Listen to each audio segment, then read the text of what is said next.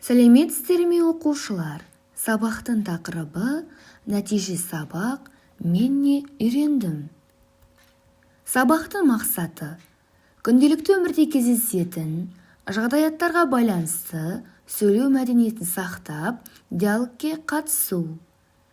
Бас әріп пен кіші әріптің биіктігі мен мөлшерін сақтап, оларды байланыстырып көлбеу және таза жазу. Сөйлемдегі бір-бірімен байланысып тұрған сөздерді табу.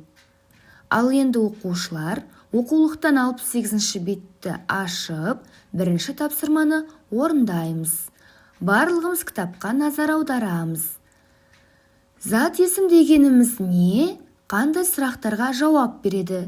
Бізге осындай тапсырма берілген, біз осы бойынша жауап іздейміз. Дескриптор сұрақтарға дұрыс жауап береді, зат есімнің сұрақтарын дұрыс айта алады. Сіздерге дайындалуға 1 минут уақыт беріледі.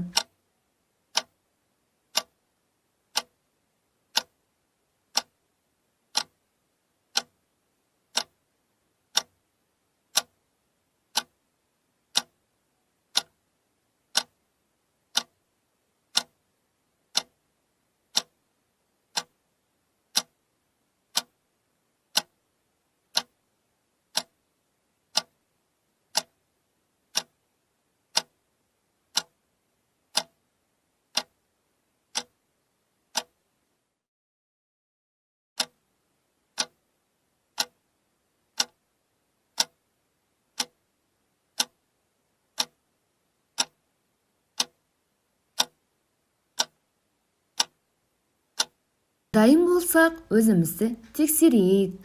Заттың атын білдіретін сөздерді зат есім деп атайды. Адамға қатысты сөздерге кім, кімдер, заттар мен жануарларға нелер деген сұрақтар қойылады. Сіздерде дәл осылай жауап таптыңыздар деп ойлаймын. Келесі екінші тапсырма. Сөздерді оқы.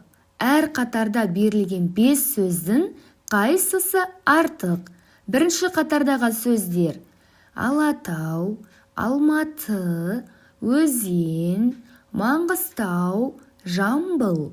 Екінші қатардағы сөздер: елік, қояндар, алмалар, құстар, еліктер. Үшінші қатардағы сөздер: ай, айгүл, ата-ана, асық-жілік, тасбақа.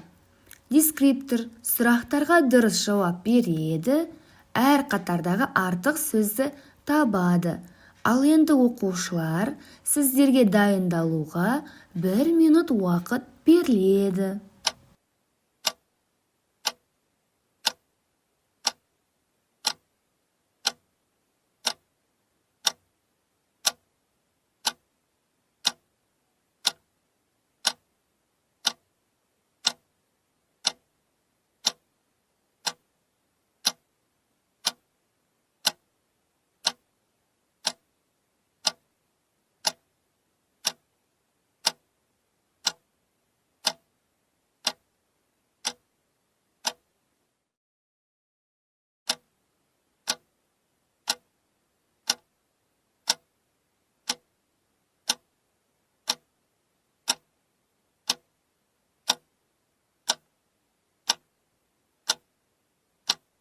Ал енді оқушылар, дайын болсақ, өзімізді тексереміз. Бірінші қатардағы артық сөз өзен, ал екінші қатардағы артық сөз елік. Үшінші қатардағы артық сөз ай. Келесі үшінші тапсырма. Өлеңді жатқа жаз. Мен гүлдерді жылмаймын, торғайларды қумаймын, айтқан сөзді тыңдаймын, анашымды сыйлаймын. Көпше түрде тұрған зат есімдердің астын сыз. Дескриптор өлеңді жатқа жазады, көпше түрдегі зат есімдердің астын сызады. Ал енді оқушылар, сіздерге тағы да дайындалуға 1 минут уақыт беріледі.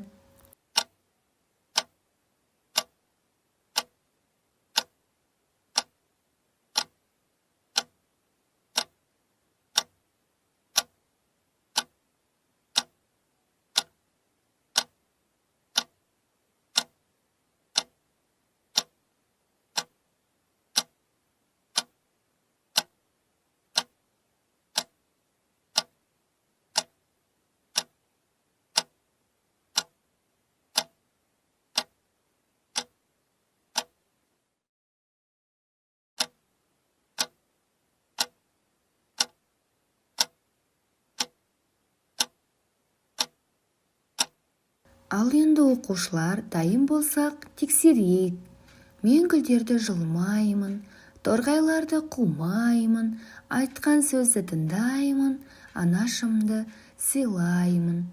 Өлеңді жатқа жазып болсақ, енді көпше түрдегі зат есімді табамыз. Көпше түрдегі зат есімді таппас бұрын, бірінші ережесін қайталап алайық. Кім не сұрақтарына жауап беретін сөздерді зат есімнің жекеше түрі деп, ал кімдер, нелер сұрақтарына жауап беретін сөздерді зат есімнің көпше түрі деп атаймыз. Көптік жалғаулар: лар, лер, дар, дер, тар, тер. Бірінші жол: мен гүлдерді жұлмаймын. Нелерді жұлмаймын? Гүлдерді. Көпше түрдегі зат есім демек бұл жерде гүлдерді. Келесі: торғайларды қумаймын. Нелерді қумаймын? Торғайларды. Көпше түрдегі зат есім торғайларды. Айтқан сөзді тыңдаймын, анашымды сыйлаймын. Әрі қарай көпше түрдегі зат есім жоқ екен. Сіздерде тапсырма дәл осылай орындалды деп ойлаймын.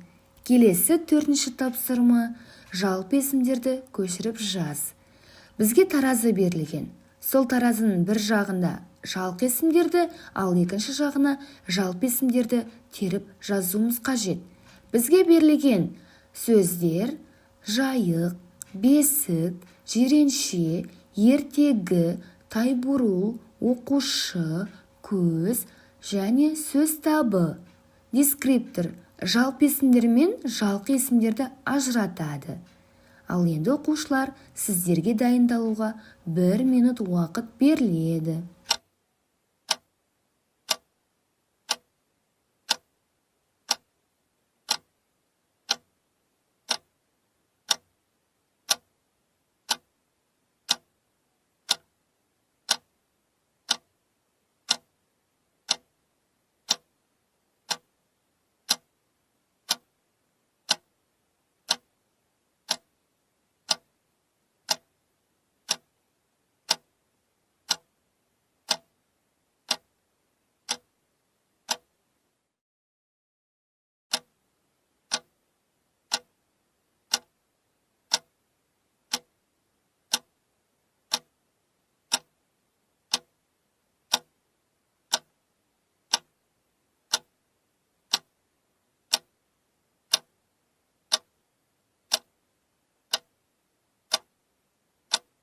Ал енді оқушылар, дайын болсақ өзімізді тексерейік. Бірінші жалқы есім мен жалпы есімді таппас бұрын, біздер ережесін бір қайталап алайық. Кісінің аты жөні, жер су аттары, жан-жануарларға қойылған атаулар жалқы есім деп аталады. Жалқы есімдер әр уақытта бас әріппен жазылады. Мысалы, Әсел, Астана, Іле, Құтшол. Жалпы есімдерден басқа зат есімдерді жалпы есімдер деп атаймыз. Жалпы есімдер кіші әріппен жазылады. Мысалы, ауыл, әже, қыз, көше. Ережені қайталап болсақ, енді тапсырманы орындайық. Таразының бір жағынан бізде жалпы есімдер болса, екінші жағынан жалпы есімдер берілген. Енді біздер жалқы есім мен жалпы есімдерді ажыратамыз. Бірінші жалқы есім: жайық, жиренше, тайбурыл. Бұл бірінші қатардағы сөздер. Ал екінші жалпы есімдер: бесік, ертегі, оқушы, көз, сөз табы. Жарайсыңдар оқушылар, сіздерде дәл осылай орындадыңыздар деп ойлаймын. Ал енді қорытынды. Күнделікті өмірде кездесетін жағдаяттарға байланысты сөйлеу мәдениетін сақтап, диалогке қатыстыңыздар. Бас әріп пен кіші әріптің биіктігі мен мөлшерін сақтап, оларды байланыстырып көлбеу және таза жаздыңыздар. Сөйлемдегі бір-бірімен байланысып тұрған сөздерді таптыңыздар. Ал енді оқушылар, осымен сабақ аяқталды. Келесі кездескенше сау болыңыздар.